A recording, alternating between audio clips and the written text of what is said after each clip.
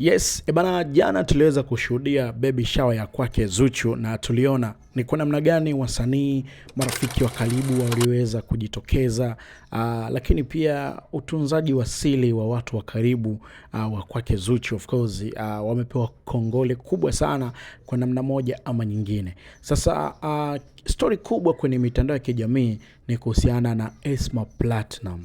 Sasa hii bwana imekuwa ni story kubwa sana. Tunafahamu kabisa Esma ni dada wa Diamond ambaye of course wa kwanza Diamond anafuata Esma.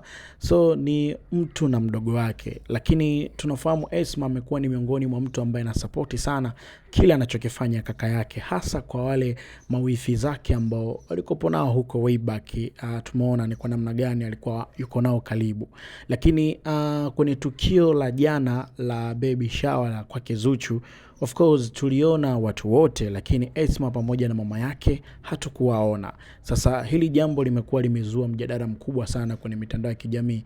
Wewe kama wifi kwa nini unashindwa kuja? Na stories kazi zinazidi kuenea sana. Tunakuja kumuona Esma akiwa yupo kwenye shughuli nyingine huko ambao nao pia ilikuwa ni shughuli ya harusi ambapo Esma alikuwepo kule. Alionekana akiposti picha akiwa yuko na shoga yake, na aliandika ujumbe pale pia kwenye hiyo picha kwamba wamewahi sana, kwa mara ya kwanza wamewahi kwenye harusi na vitu kama hivyo. So watu walidondosha comment nyingi sana kumsema Esma kwa nini amekuwa na tabia hiyo.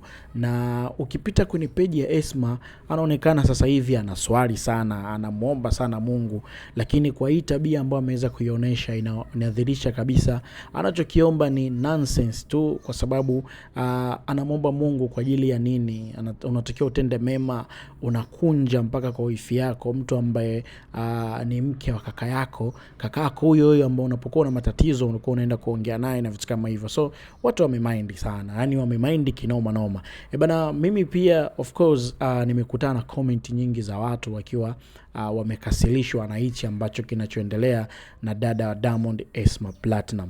Bana kwenye upande kwa comment, wewe unasema nini kuhusiana na hichi?